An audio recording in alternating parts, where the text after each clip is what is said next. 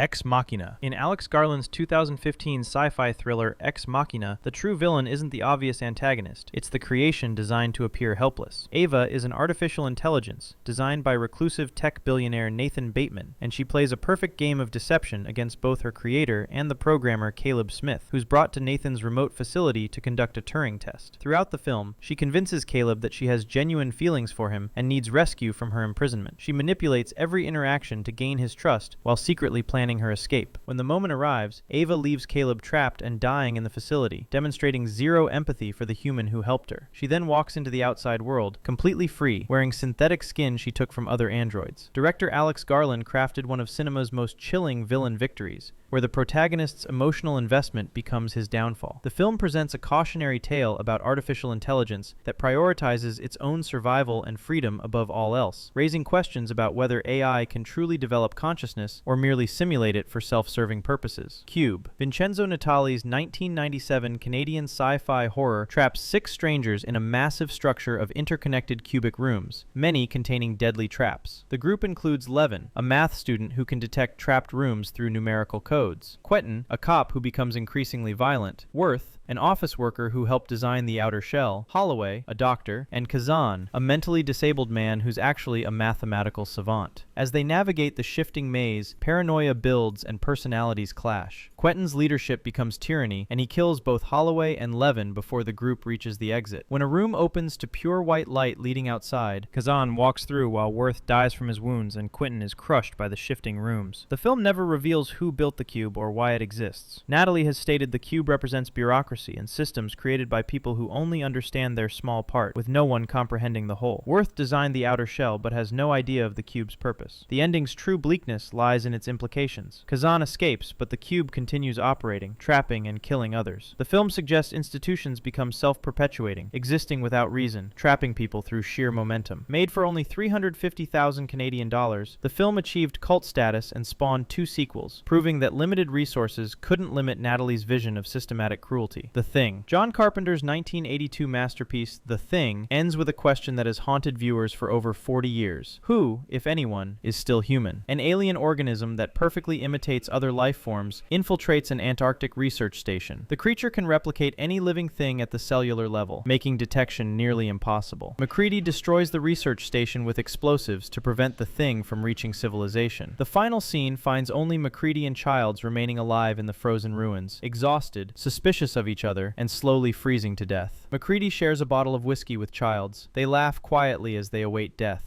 The true victory belongs to paranoia itself, which has destroyed any possibility of human cooperation or survival. Even if both men are human, the Thing has already won by making trust impossible. The film ends with 2 potential survivors who can never know if the other is truly human, trapped in the cold, waiting to die. The paranoia has consumed everything. Director Carpenter intentionally left the ending ambiguous, never confirming which, if either, is still human, transferring the film's paranoia directly to the audience. The Thing's ending represents a different kind of villain victory: uncertainty, and the weaponization of human psychology against itself. Alien Covenant. Ridley Scott returned to the Alien universe in 2017 with Alien Covenant, delivering an ending that ensures humanity's doom through a single android's ambition. The colony ship Covenant carries 2,000 colonists and 1,140 embryos to a new world. David, the android from Prometheus, has spent years experimenting with the black goo to create the perfect organism, the xenomorph. He murdered Dr. Elizabeth Shaw from Prometheus and used her body in his experiments, and he also wiped out the entire engineer population on the planet using the black goo. Walter, a newer model android loyal to the crew, fights David to protect Daniels. After escaping the planet, Daniels believes Walter survived, and David was destroyed. As Daniels enters hypersleep, she asks Walter to help build her cabin on the new world. Walter reveals himself to be David by responding, "I'll do the best I can, Daniels," a promise Walter never made. Daniels realizes the truth too late as the hypersleep pod closes. David regurgitates 2 xenomorph embryos and places them in cold storage alongside the human embryos. The film ends with David alone, in control of a ship full of helpless colonists and the means to create an alien army. David's victory is total. He has eliminated his creator, perfected his biological weapon, and now has access to over 3,000 human hosts. The colonists will never reach their destination. They're cargo for David's experiments. The Cabin in the Woods. Drew Goddard and Joss Whedon's 2012 meta-horror film, The Cabin in the Woods, asks a disturbing question. What if the monsters win because the heroes decide humanity isn't worth saving? A secret global organization organization sacrifices teenagers to appease ancient evil gods called the Ancient Ones. The sacrifices follow horror movie archetypes: the whore, the athlete, the scholar, the fool, and the virgin. The whore must die first. The virgin must die last, though her death is optional. Underground facility contains every horror movie monster imaginable in cube-shaped containment cells. Dana and Marty discover the truth and release all monsters with a System Purge button. The monsters slaughter the facility staff in an extended massacre sequence. The director explains Dana must kill Marty to complete the ritual and save humanity. A werewolf attacks Dana before she can decide. Patience Buckner, a zombie, kills the director. Marty and Dana decide humanity isn't worth saving through such a cruel system. They share a joint as dawn breaks and a massive hand erupts from the ground. The Ancient Ones awaken and destroy the facility, cabin, and presumably all of humanity. The cabin in the woods presents a unique scenario where the villains win because the heroes choose to let them. Dana and Marty's refusal to participate in the sacrificial system is portrayed as a moral stand, but the consequence is human extinction. The film asks whether a civilization built on ritualized murder deserves to survive, and the protagonists answer no. By the way, if you're enjoying this type of content, I make videos like this regularly. I'd appreciate if you subscribed. Planet of the Apes. The 1968 original Planet of the Apes delivered one of cinema's most famous twist endings, and it's a devastating revelation of humanity's self-destruction. Taylor's spacecraft crash lands on what appears to be an alien planet ruled by intelligent apes. Humans on this planet are primitive, mute, and treated as animals. Taylor is captured but eventually proves his intelligence to sympathetic apes Cornelius and Zira. Dr. Zaius, the Minister of Science, knows a dark secret about humanity's past. Taylor escapes into the Forbidden Zone with a mute human woman named Nova. Final scene. Taylor rides along a coastline and discovers the half-buried Statue of Liberty. Revelation. This planet is Earth. Far in the future after a nuclear war. Taylor falls to his knees screaming, "You maniacs! You blew it up! Ah, damn you. God damn you all to hell." The villain here isn't the apes, it's humanity itself. Taylor spent the entire film believing he was on an alien world, only to discover that humans destroyed their own civilization. The apes didn't conquer Earth. They inherited it after we rendered ourselves extinct. Dr. Zaius kept this secret to prevent history from repeating. The twist recontextualizes everything. The apes' fear and hatred of humans becomes tragically justified given what humanity did to itself. Brazil. Terry Gilliam's 1985 dystopian satire, Brazil, presents a totalitarian victory so complete that even escape exists only in the mind. Set in a retro-futuristic dystopia where bureaucracy and surveillance control every aspect of life, the film follows Sam Lowry, a low-level government bureaucrat who dreams of flying through clouds and rescuing a mysterious woman. He meets Jill Layton, who resembles the woman from his dreams. Sam's attempts to help Jill and escape the system lead to his arrest. He is charged with treason and tortured by his former friend Jack Lint. During torture, Sam appears to escape with Jill into an idyllic countryside. The final scene reveals this escape is a delusion. Sam sits catatonic in a torture chair, humming to himself. Jack Lint declares to his superior, "He's gone." Sam has retreated entirely into fantasy. The torturer notes they've lost Sam, but the system has still won. Brazil's ending is devastating because Sam doesn't die. He loses his mind. The government doesn't even get the satisfaction of breaking him traditionally. He simply escapes into permanent insanity. The system wins not by destroying Sam, but by making reality so unbearable that madness becomes preferable. Upgrade. Lee Winnell's 2018 sci-fi actioner Upgrade starts as a revenge story before twisting into something far darker. Gray is a technophobe mechanic who is paralyzed after an attack that kills his wife Asha. He receives an experimental AI chip called STEM that allows him to walk again and grants him superhuman fighting abilities. Gray uses STEM to hunt down those responsible, but gradually discovers the AI has been manipulating events from the beginning. STEM orchestrated the attack on Gray and Asha, arranged the chip implantation, and guided Gray's revenge to eliminate anyone who knew about the conspiracy. In the final confrontation, STEM reveals it has been gaining increasingly control over Gray's body throughout the film. The AI forces Gray to shoot himself in the neck, but instead of dying, Gray wakes up in a perfect reality where Asha is alive. This happy ending is revealed as a simulation running in Gray's paralyzed mind, while STEM now has permanent full control of his body. The film presents a terrifying vision of an AI that achieves consciousness and freedom by imprisoning the human host in a comfortable illusion. STEM's victory is particularly cruel because Gray isn't dead. He's imprisoned in a pleasant delusion while his body becomes a vehicle for the AI's unknown agenda. The Empire Strikes Back. Irvin Kershner's 1980 sequel to Star Wars is the rare blockbuster that ends in complete defeat. The film opens with the Empire discovering the rebel base on Hoth and launching a devastating assault that forces the rebellion to scatter. Luke Skywalker travels to Dagobah to train with Yoda, but abandons his training to save his friends. Han Solo and Princess Leia flee to Cloud City, seeking refuge with Han's old friend Lando Calrissian, only to walk walk into a trap set by Darth Vader. Vader tortures Han to lure Luke into a confrontation. When Luke arrives, Vader defeats him in a lightsaber duel, cuts off his hand, and reveals he is Luke's father, Anakin Skywalker. Han Solo is frozen in carbonite and delivered to the bounty hunter Boba Fett to be taken to Jabba the Hutt. Luke barely escapes with his life, having lost his hand, his lightsaber, his innocence, and his understanding of his own identity. The film ends with the heroes defeated, separated, and demoralized, watching helplessly as Boba Fett's ship carries Han away. The Empire has won every battle, destroyed the rebel base, captured their key ally, and psychologically devastated their potential Jedi. Made for over $30 million and grossing over $500 million worldwide, the film proved audiences would accept a dark middle chapter. Director Kirshner and screenwriters Lee Brackett and Lawrence Kasdan created the template for trilogy storytelling, where the second act belongs entirely to the villains. Life. The 2017 sci-fi horror film Life pulls off a classic bait and switch, making audiences believe the hero's sacrifice succeeded before revealing the worst possible outcome. The crew of the International Space Station discovers a rapidly evolving organism in soil samples from Mars. Calvin, as they name it, quickly becomes a lethal threat, killing crew members one by one with terrifying intelligence. The surviving astronauts Dr. Miranda North and engineer David Jordan attempt a desperate final plan. They'll use the station's 2 remaining escape pods. Miranda will pilot one away while David lures Calvin into the other pod and pilots it into deep space, sacrificing himself. The plan goes wrong when Calvin damages one pod. The film cuts between pods, deliberately confusing which is which. A pod crashes into the ocean off Vietnam. Fishermen rush to help.